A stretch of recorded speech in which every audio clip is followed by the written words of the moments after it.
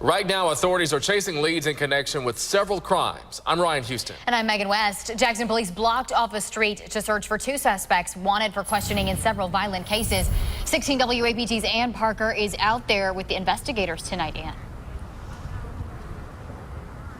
Right, everything is just getting wrapped up out here, but for the past couple of hours, the SWAT team and the Jackson Police Department have had this home here on Gibraltar Drive surrounded. Here's what we know. Jackson police say an officer spotted a Chrysler 300 at this home that matches the description of a vehicle connected to two suspects, Ontario Williams and Jamario Hudson, who are accused of shooting a man at the Westwick Apartments back in April and involved in several other crimes around the metro.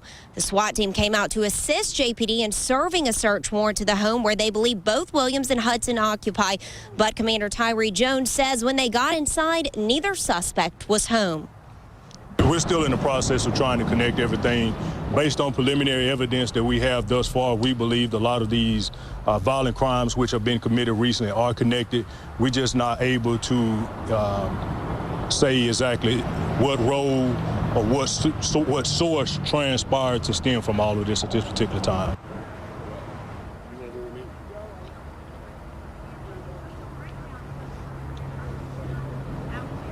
Right, again, the SWAT team did come out here to this home on Gibraltar Drive in Jackson to assist the Jackson Police Department in serving a search warrant to two suspects, Ontario Williams and Jamario Hudson, who they believe are involved in several crimes around the metro. Now, neither suspect was home, but JPD says they are still actively searching for both of them. If you have any information that can help police find them, call Crime Stoppers, 601-355-TIPS. Live in Jackson, Ann Parker, 16 WAPT News. All right, Ann, thank you so much.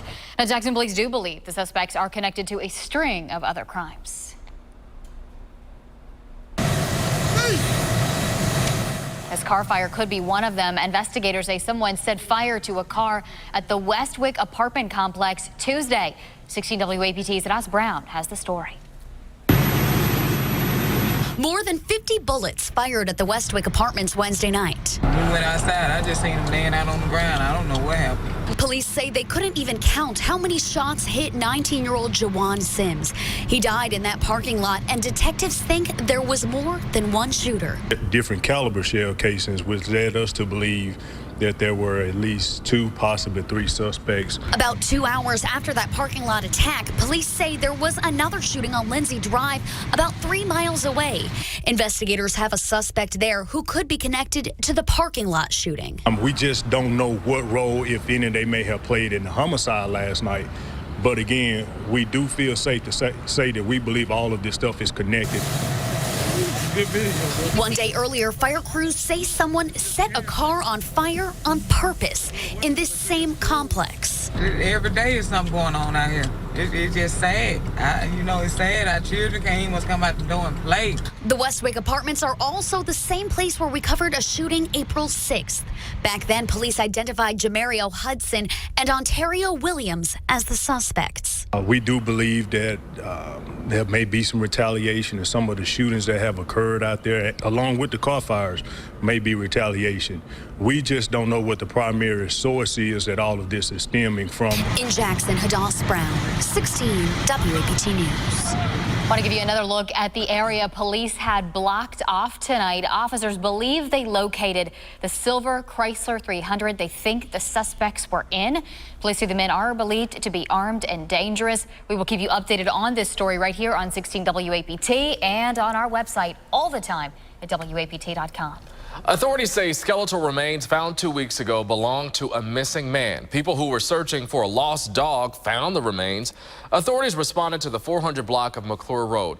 We're told the remains belong to a man named William McGrew. He was reported missing back in September of last year. Officers say he went to sell a truck to someone but never returned. They're working to find out how he died. Well, New at 10 officers arrested 12 undocumented immigrants in Mississippi. Authorities say they were arrested for using fake identities and violating the Mississippi Employment Act. All 12 men were working for a construction company out of Florida. Homeland Security Task Force members took them into custody. They're all being held in the Madison County Jail. Jackson police are still searching for the man who they say severely beat a store clerk. It happened Tuesday afternoon at the Family Dollar on Tacoma Drive in Jackson. Officers won't release the video of the attack, but they did release photos of the suspect. Employees say they saw a man stealing from the store and then they called police. The suspect left the store but came back a few seconds later and started punching the manager in the face. When she did call the police, he got nervous. He acted out, and before you knew it, he assaulted her. I don't feel comfortable, with my wife going back to work, at a place like that, because the workers, they shouldn't feel unsafe, while they at work. They should feel comfortable in their work environment. And, numerous events like that have happened at their store. And, it's just a tragic situation, for something like that to happen. But we're grateful it could have been worse. Yeah, the husband of that store clerk speaking there. And here is another picture of the man believed to be the suspect. If you know where he is, you're asked to call Crime Stoppers. Governor Phil Bryant says he is suing the federal government over President Obama's transgender bathroom letter. Attorney General Jim Hood says he will not represent the state. The governor's communication director released a statement saying, in part, Governor Bryant, as soon as possible, intends to join the lawsuit against the latest example of federal overreach. Shortly after, the AG's office released this statement saying, in part, I cannot lend the name of the state of Mississippi to this lawsuit. He went on to say, I strongly encourage our state leaders to shift their focus to issues that are directly impacting our citizens every day. Now, President Obama gave a directive that schools should allow students to choose what bathroom they use. The president says this will prevent kids from being bullied. Mississippi will join 11 other states in that lawsuit.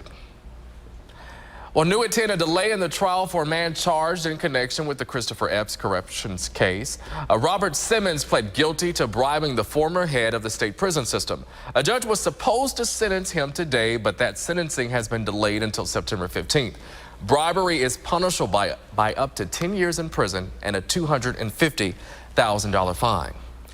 An actress is helping to organize a rally against the state flag to the U.S. Capitol. Mississippi native Anjanou Ellis says the flag shares imagery with the KKK, and she wants Congress to order the state to take it down. Attorney Carlos Moore is suing the governor over the banner. He's expected to attend the rally. It's scheduled for Flag Day, June 14th at the Capitol building in Washington.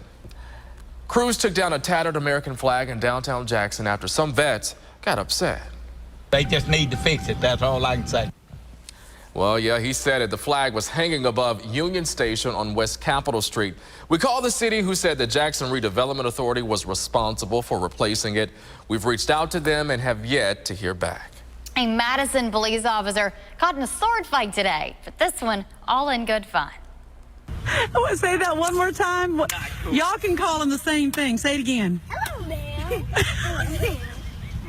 That is Officer Britt Thomas. He told us he was finishing up a call about an alarm just across the street from this home when he saw those two kids out there playing in the driveway, and he decided to join them. I was like, hey, I got this little thing too. It's kind of like a sword. So I pulled it out and slung it out, and we started sword fighting. I was like, I mean, I ain't got the force or anything like this kid with the lightsaber, but we'll see what I can do. No match for the young Jedi. Thomas said he had no idea his sergeant was recording this whole thing. He hopes people see this video and realize that police officers are people too and enjoy having fun. The Highway Patrol short on troopers headed into this Memorial Day weekend. There are 475 state troopers. About 200 of them work highway crashes and work cracking down on speeders. And they're stretched thin, patrolling more than 11,000 miles of road across the state. In the first 5 months of this year, troopers have worked close to 500 more highway accidents than they did in the same period last year. Why is that happening? Well, we have a number of reasons why. Here again, more traffic, distracted driving, speed, the rates have increased as far as the actual